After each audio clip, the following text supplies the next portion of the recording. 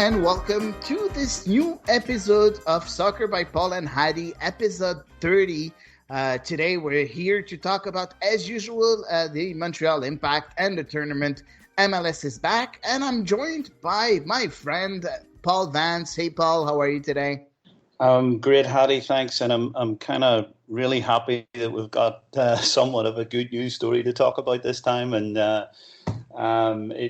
it's been great that we've made progress. I've been enjoying the summer so far, apart from our results. And I'm sure you've been enjoying the summer so far too, because the weather's been fantastic, right?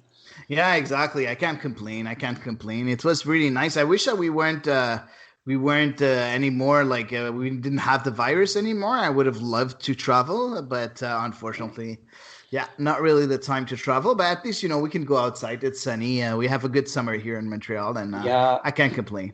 Yeah, I think the virus goes. I mean, that goes for everyone. We're all kind of affected by the virus. And I went out to watch a game last. I can't remember what day it was, but I went out to. Some people will probably know. Some listeners will probably know Kelly's Pub in West Island and in Donegal Avenue, and I went there to watch a match. I don't know. I think it was Monday.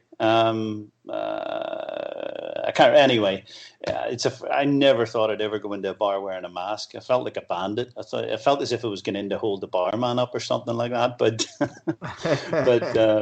but there you go. It's a sign of the times, and it's what we have to do to get through this. And it's disappointing, but at least we've had a good summer weather-wise.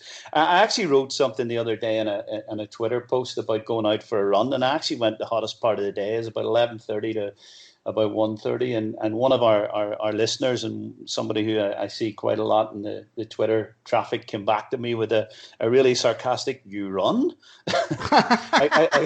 Yes, he does run. He's in shape, Paul Vance. He's really in shape. He's much more in shape than me, to be honest. So I'll give that listener a mention. It was Roberto Tirinardi, and just so you know, Roberto, I've got your card marked.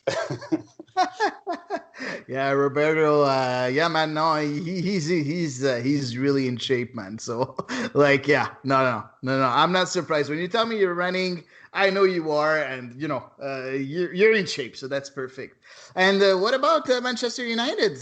You were very convinced that Manchester was going to be able to be in the Champions League. They are in the Champions League spot, but only a draw against West Ham United at home. Yeah, the last. I still think there will be. There's one game to go. They need to go. It's away to Leicester, which is a big one because they're in the mix, right?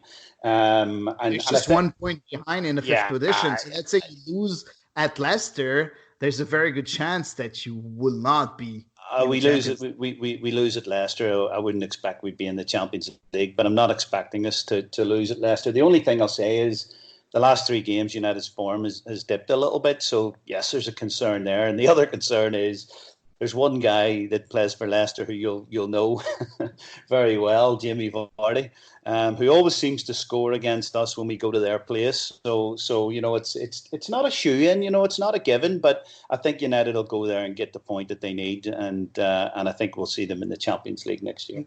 Yeah, but Vardy doesn't only score against Manchester United; he scores everywhere. He's the leading scorer in the Premier League. So a very good player. Very good player. Yeah, cool. He's a danger. Yeah, he is. So cool. Perfect. We started our first friendlies, Marseille, and we won our first two games. So I'm very happy too. Now, of course, it was against a third division Austrian team and a fourth division German team. So, it wasn't very hard, but, it's really nice to see games again from Marseille. I was very happy. That's the news from my side here. But let's go back to our topic. The topic of MLS is back, and of course, the Montreal Impact. Paul, I think Thierry Henry listens to our podcasts. Because there's a big question mark on top of my head right now, because I still can't understand why Thierry Henry decided to switch his formation and go with a 4-3-3. Thank God he did, but I just can't understand how and why he did that. But I'm very happy that he did. Were you expecting a formation with the back four and with Wanyama back in the midfield and with everything that we really requested in the past couple of weeks. Honestly, I didn't know what to expect. I think what we've learned from Thierry Henry so far is to expect the unexpected. I actually thought, although I wasn't sure because how can you be, I actually thought that he'd probably start with the fluid 5-3-2, come 3-4-3 again, because that tends to be what he's favoured so far. But I don't know whether he's felt that the pressure's on and we must get a result in this one. And maybe that was the reason why he kind of reverted to type, if you like, a more conventional 4-3-3. But like you said, I'm glad he did, and I'm glad that we saw Wanyama playing as part of a midfield and not as part of a centre back, because I didn't think that was necessary, that he'd gone into centre back, especially when you had somebody like Nani on the bench and Fanny on the bench, not Nani. We're going to talk about Nani later. Nani on the bench. But Fanny on the bench. I didn't think that moving Victor back to centre back against Toronto was the right move, and I think maybe Thierry is at least he's done these experiments, and I really don't think you can knock him for experimenting, since it's kind of paid off and that we're in the next stage of the competition. But I think we need to be a bit more conventional going forward while we're still alive in this competition. I really do, because we haven't looked that good when we've tried the 5-3-2, come 3-4-3, and what Thierry Henry would give to have what Marseille are doing at the moment, playing a few pre-season friendlies to try and work some stuff out. And unfortunately, he doesn't have that luxury. But I hope we're going to see more of what we saw against DC, even though I didn't think we were great against DC, but we got the job done. Yeah, exactly. But you know what? It's the same for every team there in the tournament, the MLS back tournament. Nobody played friendlies. So, I don't like when Thierry Henry complains about not playing friendlies, because all teams are the same, So, and you know what? Thierry Henry had a lot more games than most of these teams, because he had a Champions League. So he knows his players, and he should know his players more than the other teams that didn't play the Champions League. So for me, it's not an excuse. It's not an excuse. I think he's still learning about some of his players, though, and I think, to be fair, he would be at a disadvantage against clubs who have the same coach at the start of this season as they had last season. And I think maybe from that perspective, he's probably at a bit of a disadvantage, to be fair. But I still think he's learning about a lot of players. I really do. And I honestly don't think he can be completely happy with the squad, the whole squad either. And I think the noises he's made about, the effort and the fighting spirit, that's probably part of the reason why I'm saying that. I know he's kind of pulled back in some of those comments recently as well, but I think that smacks of a coach who's not completely happy with his squad. And that's fair enough. I mean, he's entitled to that opinion for sure. He's the main man. He's in the hot seat, not us. Yeah, he is. He is in a hot seat, and you know what? It's good that he won that game, because the seat would have been right now very, very, very hot. I think I'm not to the point of firing him or anything, but he wouldn't be in a very good position if he had lost the 3 games of the MLS's back tournament, because we know that it's some kind of, a lot of people really make fun of that tournament because it's some kind of the Mickey Mouse Cup or whatever, or the COVID Cup. There's a lot of nicknames to this MLS's back tournament, but you know what? It's still a tournament. The 3 games count for the regular season, and there's a Champions League spot at the end. So you know what? If I was Joey Saputo or Kevin Gilmore, this tournament would be very important for me, because there's something at the end, and there's a title at the end, and it's very important to do well in that tournament. Not importantly, it's very important, of course, to win it, but I don't think that's the main objective. We just don't have to be ridiculed. And by losing the 3 games like Atlanta did, by the way, that will be like really, really bad for a team like Montreal that hasn't qualified for the playoffs for the past 3 years. But you know what? Let's get back to topic, because we talked about that back 4 line here with Corrales, Braguière, Fanny, and Binks. Were you surprised to see Braguière in the lineup? Because you know what? I thought that we will never see that guy again. And you know what? He was pretty good during that game. Was a surprise, maybe only from the perspective that he hadn't been selected to start the first 2 games. But I think he's the right choice to play that position for us. So, from an observer's perspective, no, but knowing what we know about Thierry Henry, maybe there was an element of surprise, but I think there was enough pressure on him after the first 2 games that maybe he thought that, you know what, this is something that's been in kind of social media and on the press about not starting with Braguière. So I think there was a chance that he would have taken a step back and actually included him. And I think he's our best option in that position for sure. Exactly. So you know what? I'm not going to ask you about every guy in the starting 11, but for me, I'm just going to give you a general opinion of the starting 11, and you can give yours right after. For me, I was very happy, and I think that starting 11 is the best starting 11 that the Montreal Impact has. There's only 2 things that I would change. And it's really 2 tweaks to the starting 11 that I would do. First of all, for me, I would put Piet as the guy just in front of the defense as the number 6, and Wanyama as the number 8. So that's the first change that I would do.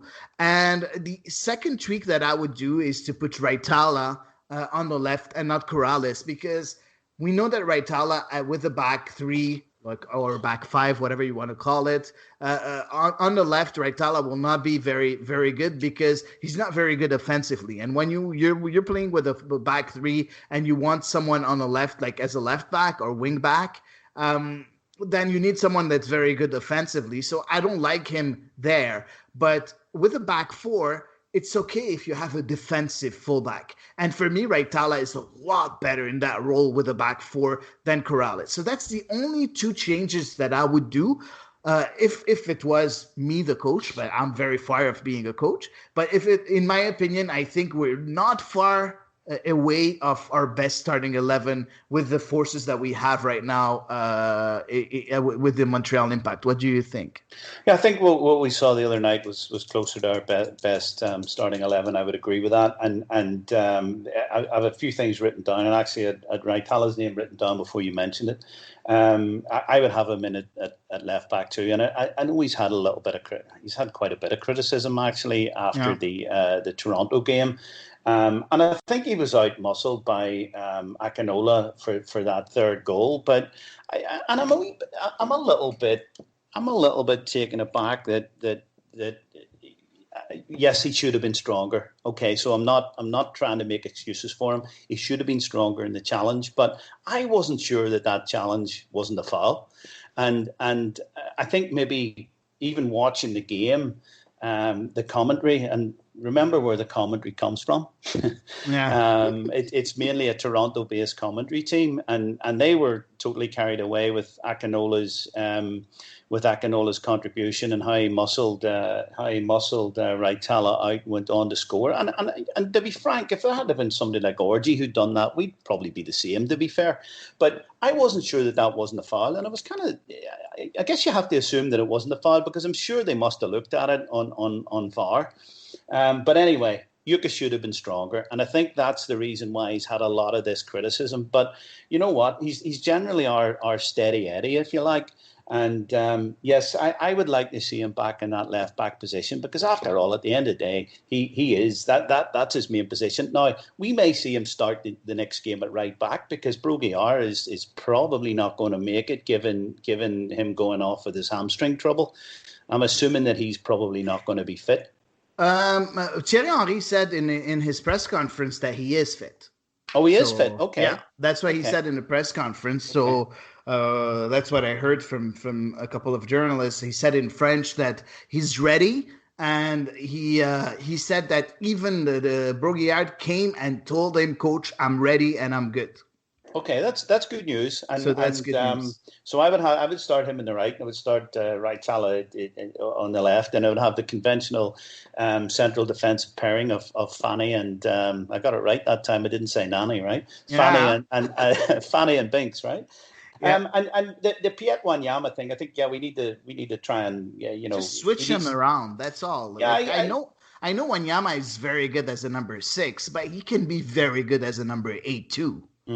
As a box to box. Yeah, I think he can help us if he's a bit more advanced, and certainly I would always, if you're including the two of those in the same midfield, I would always play Wanyama in a more advanced position than Sam, and we need to find a way that the pair of them can work in, if indeed the two of them are going to be included in the midfield, how they can work in with Safir Taider. And I know Taider's got a few goals for us so far, but I'm not sure his production, you got to say is good because he's getting the goals, but I'm not sure his performances have been what we want to see. And another name I want to throw out here, we haven't seen enough of him yet, of course, but Manu Maciel, who had a very, very good debut. I was a little bit surprised to see him not play a part actually in the last game. And he's somebody that really must be in everyone's thoughts, the coaching staff's thoughts about how we formulate the midfield going forward too, because he gives us another option as well. The last note that I have down here around the team is, and we haven't seen much of him yet, right? And I don't know why, and maybe he's being kept as a secret weapon, is Lassi Lapalainen. We've seen him for 6 minutes, I think, at the end of the first game. And I'm kind of wondering what's happening with him. He seems to be very much in the background at the minute. Now, maybe if we'd have been losing the final game, instead of being in the lead, we might have seen him introduced in the last 20 minutes or so. I don't know, but I don't know. I guess what I'm saying is I don't know that there's that much between him and Okwonkwo, and I'm not sure which one of the two gives us more. Yeah, but to be honest, there's a couple of things. First of all, Emmanuel Maciel, I'm very anxious to see him play. But you know what? I don't want to judge a player and think that he's awesome just by watching him for 60 minutes. Okay, he played a great 60 minutes against Toronto.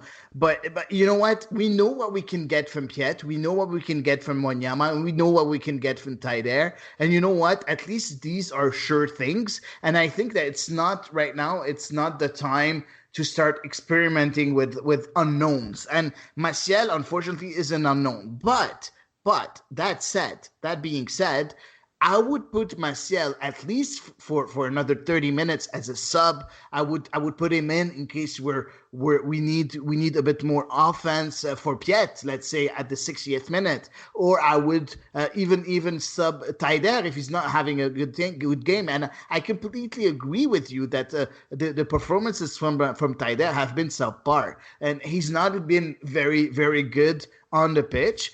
He's had, his few goals, and you know what? It's good for him because he's the only one that really tries to shoot on, to have a shot. And you know what? If you don't shoot on goal, you're never going to score, right? So, and that's a concern. That's a concern too, Hady. I mean, you're absolutely right about that. And Kyoto might, you might throw Kyoto in there, and he's somebody who could maybe get you a couple of goals. But you look around the rest of our team, and you wonder where nobody shoots. Nobody shoots.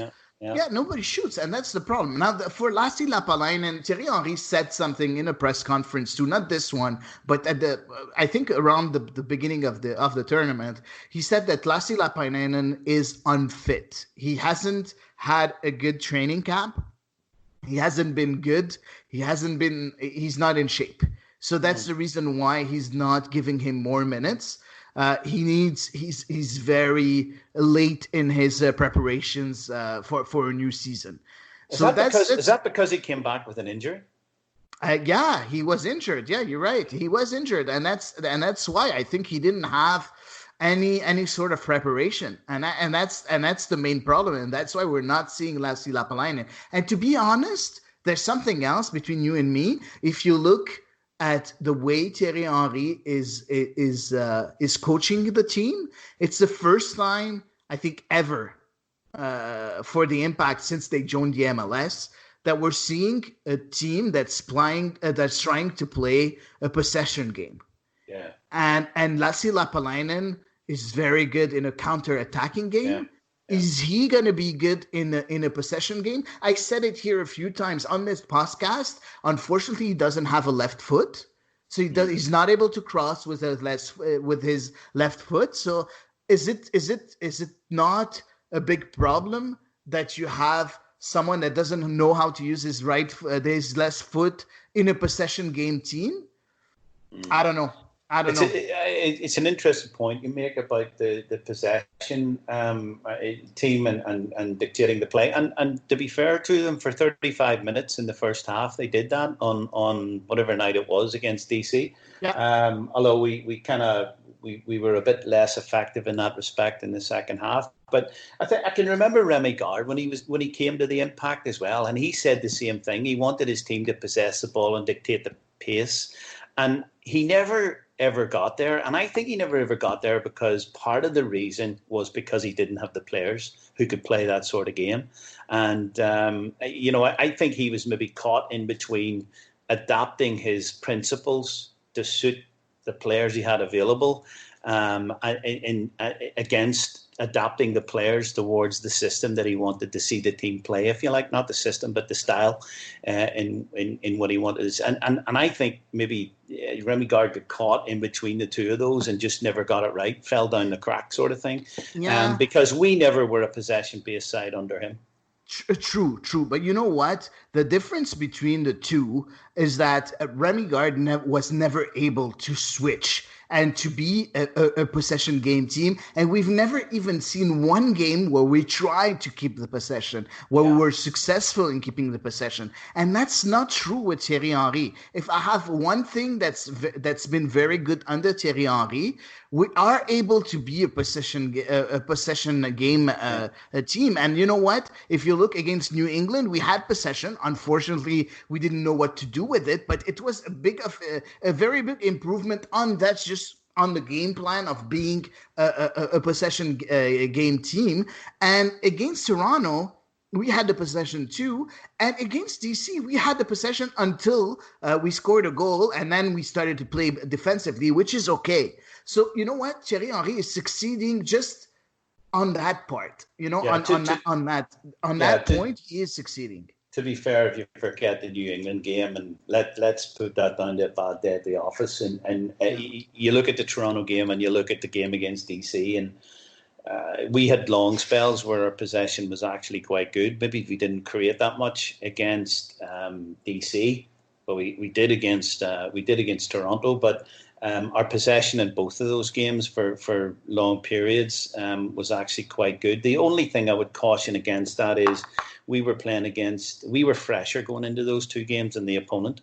I don't know how much that ties into things, but I would agree with you that the bouts of possession we had in both those games, it's encouraging. Yeah, exactly. And you know what? And that's something that Remy Gard wasn't able to do. And I want to give that to Thierry Henry because I've been very critical of him. And you know what? I think I was right to be critical of him. Yeah. But right now, that's something that's working for him. And you know what? I'm ready to say that. I'm ready to concede that to Thierry Henry. He's been doing very well in that department. Now let's see if he's able to make the team dominant and have not a possession, not have the ball and not. And be able to really move the ball and create some situations. And that's the problem of Thierry Henry right now, is that he needs that creativity that we're missing in the midfield. Martial brought it for a bit. Taider is not having the greatest of games, so he needs creativity from someone. Boyan played a good game in the last against DC United, and you know what? That worked. Now, if you have a Kyoto like the Kyoto that played against Toronto, if you have the Boyan that played as against DC, if you have Wanyama that's that's Wanyama, and you have the Urruti that played in against New England, then you have a very good team. Yeah, you need them all. That's the thing. You need them all to be on their game, right? And part of the sign of a good team is when there's a few guys like having an off day, the rest of them pick it up, right? And I think we struggle in that respect. If we have a couple of guys on an off game, it tends to spread throughout the team, and that's maybe a character thing, and that's a lack of confidence. That's a lack of confidence. It could be a lack of confidence, but it could also be a character thing as well. And again, I hate going back to all this fighting spirit talk from Thierry Henry, but I actually think the roots of his comments are in that type of thing. I actually think he questions the character of some of the guys on our team, and I think he's right to do it, because I think I would too, without throwing names out there. I just think that sometimes there's a few guys who need to stand up and be counted. And you can give some names. I would love to hear some names from you. I'll leave it this time and let me think about that one. But yeah, there's sometimes I just feel looking at our team sometimes, and when the chips are down, there's some heads go down, right? Instead of the sleeves being rolled up and saying, right, guys, let's get back into this. I think we lack a little bit of character. You're right. But I think that with confidence, as if you get like 2 or 3 good games, I think that those guys can be in a very good mindset and pull the team whenever someone is having a bad game.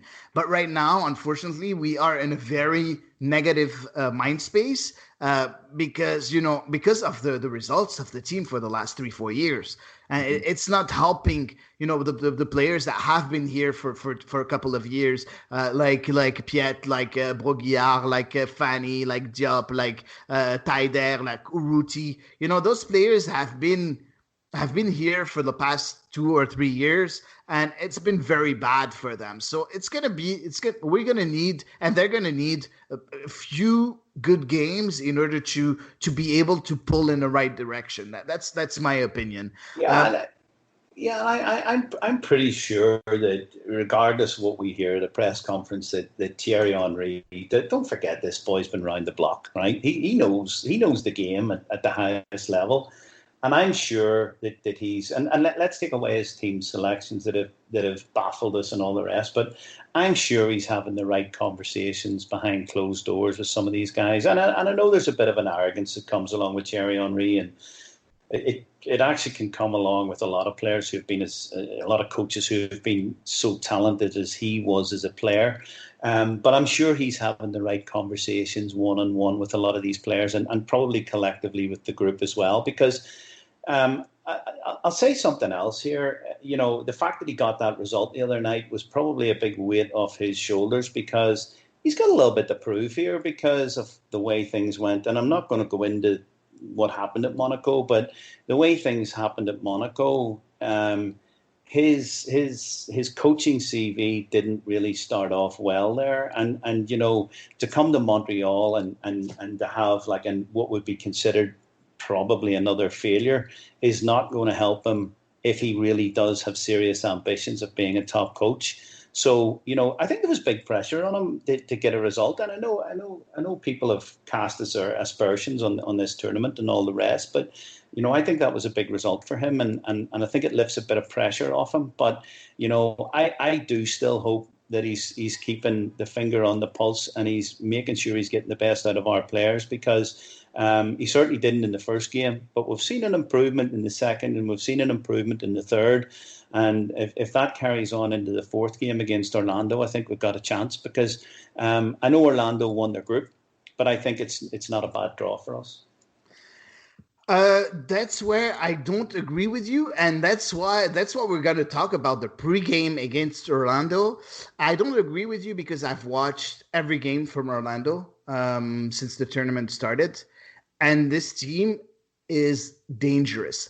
A lot of people on social media, a lot of journalists that haven't watched Orlando play are looking at Orlando as being the team that never qualified for the playoffs in the last few years, are looking for a team that's been very bad defensively and offensively, that doesn't have a lot of talent, that has just one or two very, very good players and the rest are garbage. And you know what? That's where they're completely wrong, because Orlando has a very, very good coach. And since Oscar Pareja came here with Orlando, it shows directly that what he was able to do. It's a very, very good team in a very, very good system. It's one of the only teams in the tournament that started the same starting 11 on every 3 of the games. Only at the last game where Dom Dwyer wasn't available, he was injured. That's when Tesho Akindele came in. But it was the same starting 11. It's a starting 11 that works. It's a starting 11 where they're having not only the chances, not only the shots on goals, not only winning the duels, but also they are able to win every game. They are able to at least give a chance to the team to win the games. The only game that they didn't win was against Philadelphia, so the last game, and it wasn't very important because they were already qualified, so it was a 1-1 game, and they had a small problem, and that's where it becomes very interesting for Montreal. They're playing in a 4-2-3-1, and the two holding midfielders that are usually Aurel Rosel and Junior Urso. Urso, unfortunately, was injured against Philadelphia and was pulled off and was replaced by Mendes. And that's a very good thing for Montreal, because those two, Urso and Rosel, are perfect together. And I didn't like I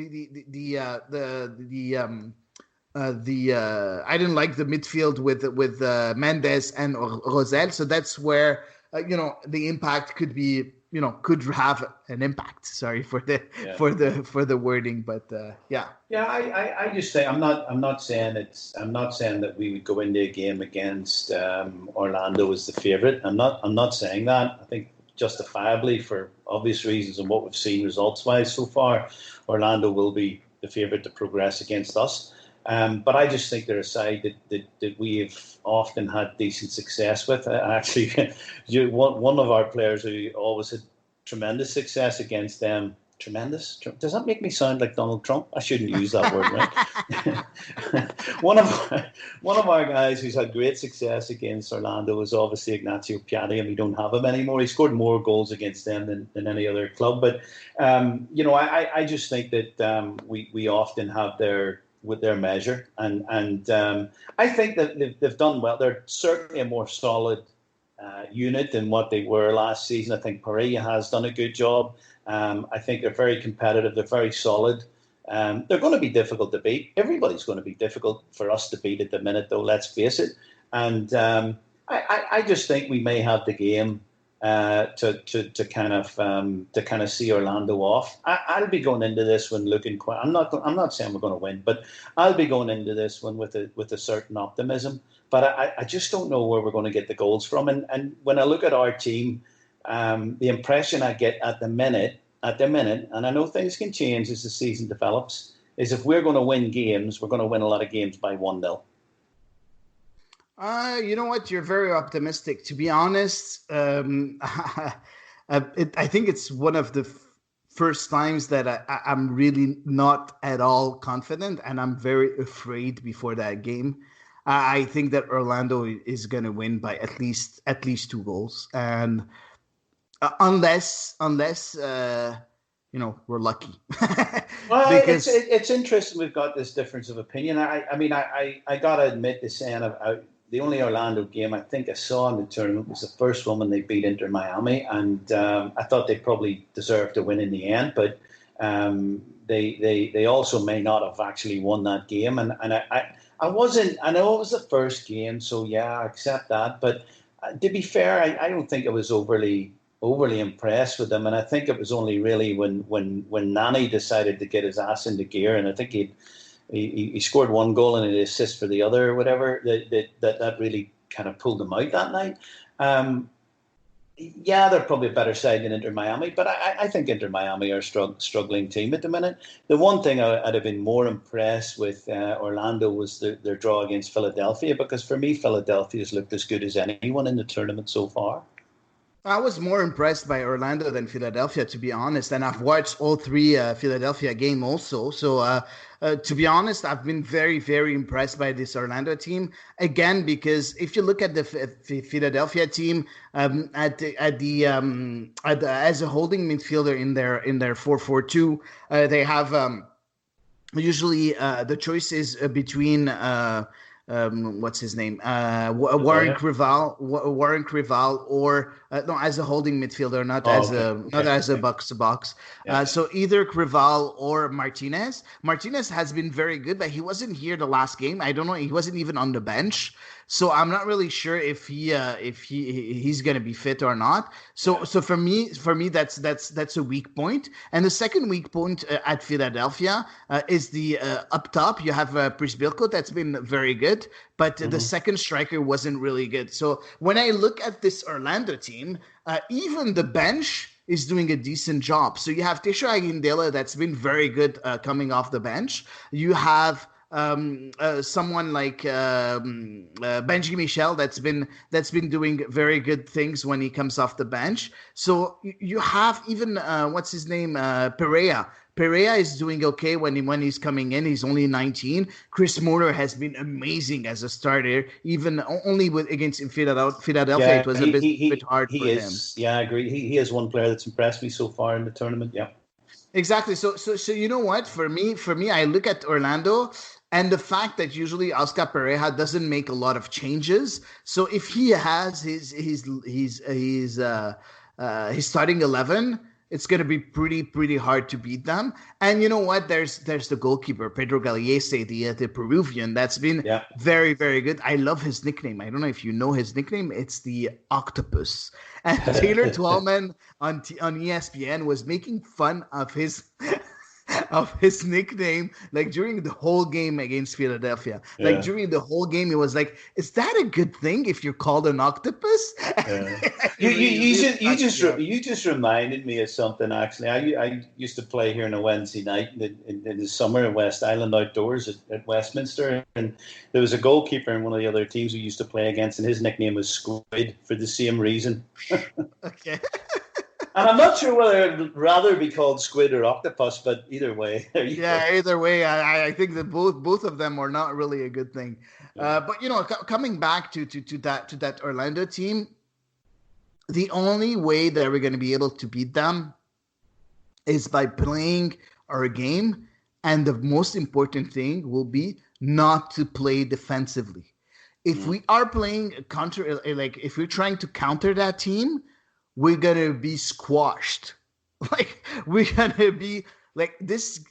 You have to make sure that you keep the possession and play the game like it's any normal opponent in front of you. If you're gonna play against Orlando by playing a counter-attacking game, it's gonna be the end of the Montreal Impact. So that's the key of the game for me. I don't know if for you have do you have a key of the game for you against Orlando? No, I'm not sure. I mean, I do you know what? To be fair, I probably have to bow down to your superior minutes watching them. And sorry. I'll admit to saying that I've only really seen their first game live. To be fair, so I kind of would have to bow down to your kind of more experience watching them in this tournament. The only thing is, I just have a good feeling that before I knew the draw, right, when I knew last night that we'd progressed, probably the team I was hoping to get was Orlando. And I knew whoever we got as one of the best third place teams, it was probably going to be a difficult one, right? But I'm quite happy that we've drawn Orlando, and I have a good feeling that we maybe tell me this, because I don't know the answer to this one. What happens if it's a draw at the end of 90 minutes? They go straight to penalty kicks, or is it extra time? You know what? That's the same question. I had this question this morning, and you know what? I haven't checked to see what's the answer, but I will give you an answer just in a few seconds. I'm just going to check on that because I'm not really sure. I'm not really sure at all. Because I get a feeling that that's a game for us. It could go all the way if it is extra time after. If it is extra time after 90 minutes, I think that's a game. I think it'll be tight. I know you think they're going to win by 2 goals, but I think we're going to run Orlando pretty tight, and I think we'll go in there and we will try to play a possession-based game, and we'll try to play maybe a spoiling game too. When, especially, of course, if we get the first goal, and I think if we get the first goal, you just never know. Yeah, exactly. We'll see. We'll see. You know what? I'm not confident, but usually when I'm not confident, we play a very good game. So I hope I'm wrong. But I loved what I've seen from Oscar Pareja. And just tell me, you are the stat man. That's how I call you. What is our results against FC Dallas under Oscar Pareja? I don't know, but I could check it out. I don't know off the top of my head. Check it out for me, and I think it's going to be very interesting for I'll see if I can get it. Yeah, I'll see if I can get it before the end of our discussion. Yeah, exactly. And I'm looking. You know what? I can't find the rules, and that's the problem with that tournament. And you know what? I want to say that's very, very good of the MLS. What they were able to do with that tournament is amazing.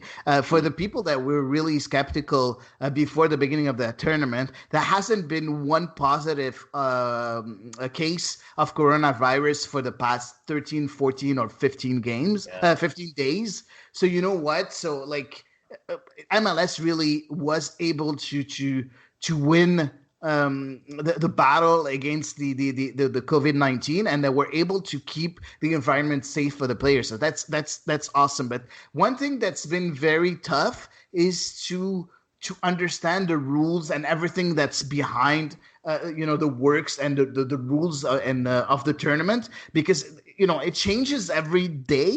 And I didn't really check to see how, and I'm trying to look how will the game be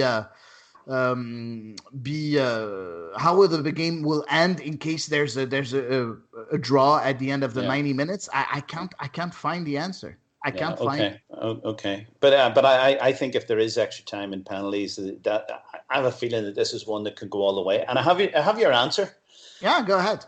Okay, we've faced FC Dallas 5 times when Oscar Pareja has been the coach, 3 times down there, where, by the way, our record in Texas is abysmal, whether we're playing Dallas or Houston, and you probably know that already. Yeah, no, for sure.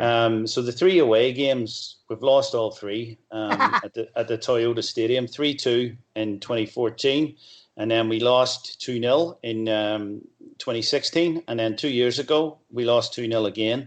The 2 home games that we've played against FC Dallas, we've won 2-1 back in 2015, and we lost 2-1 at home against Oscar Pareja's side in 2017. So, yeah, he's got a 1-4 and lost 1 record in 5 games against the Impact. And 1 goal conceded. Three goals conceded.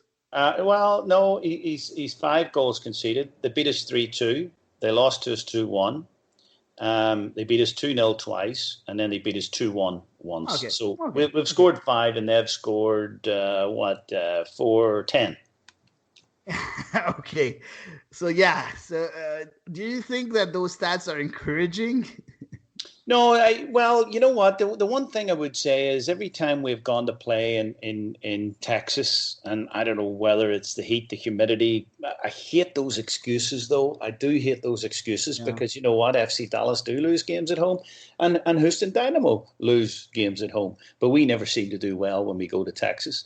So, yeah, the 3 away games, it doesn't matter who's been coach of Dallas. We've kind of lost every time we've gone down there, except I think maybe once. But to your point, fair enough. You can't argue with the plain data over the 5 games. He's beaten us. He's beaten us 4 times out of 5. 4 times, and the only loss was just by 1 goal, 2-1. And you know what? I just found the answer. So no extra time, only penalties. Okay. So that's how it's going to be decided. And do you know what? That'll suit us. Yeah, I think so. But you know what? Okay, let's be hypothetical, okay? Let's say we have a draw, like by some kind of miracle, we have a draw at the end of the game against Rolando.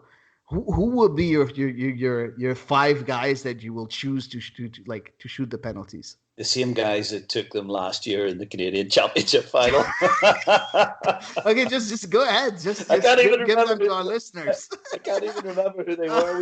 But we might have to bring back Daniel Lovitz to take one of them because I think he was.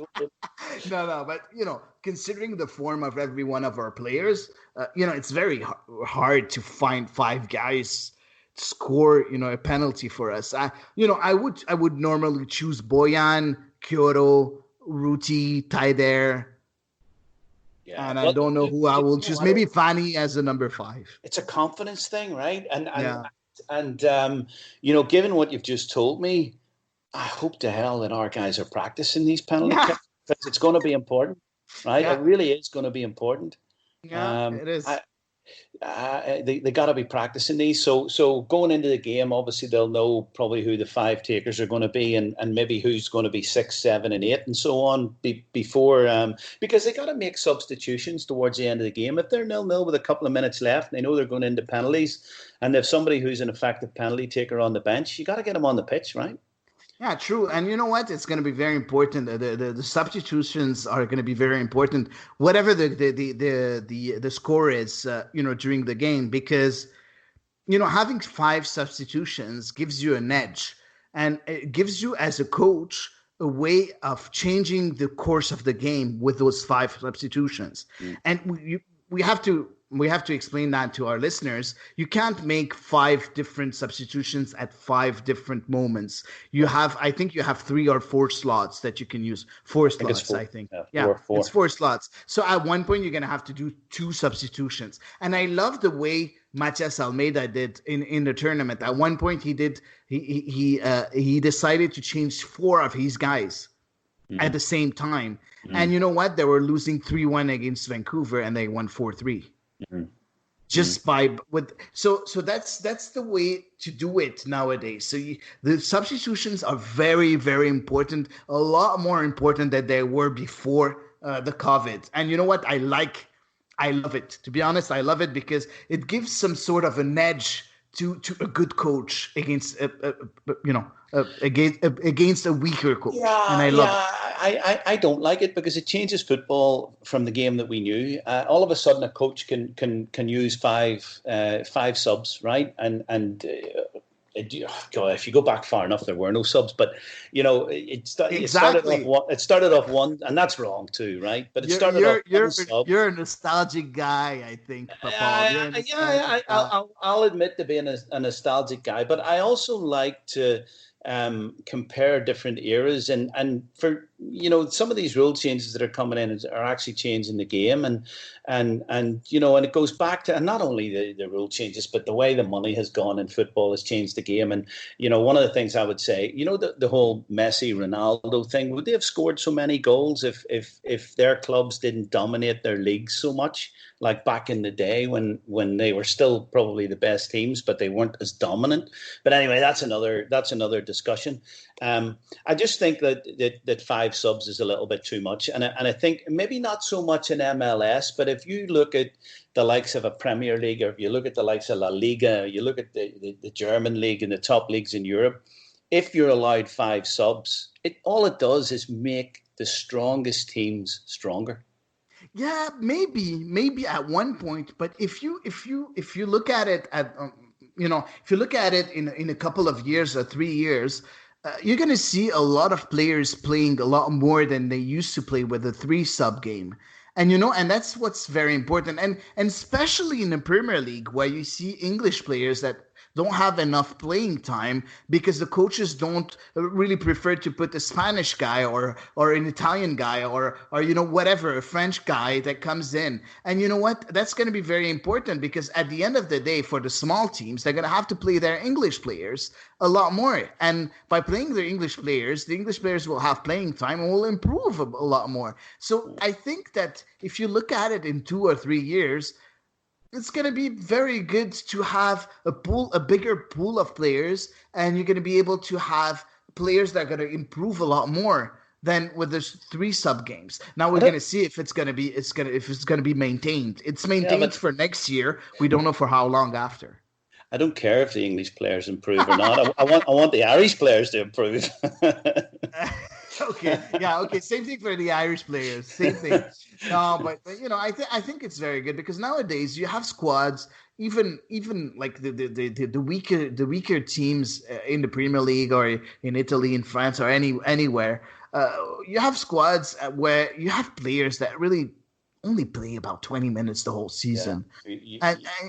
And you know what? If you have to be able to give a chance to those players, and I don't know. I think we'll have to agree to disagree in this one. Exactly. You can call me a nostalgic old fart if you want.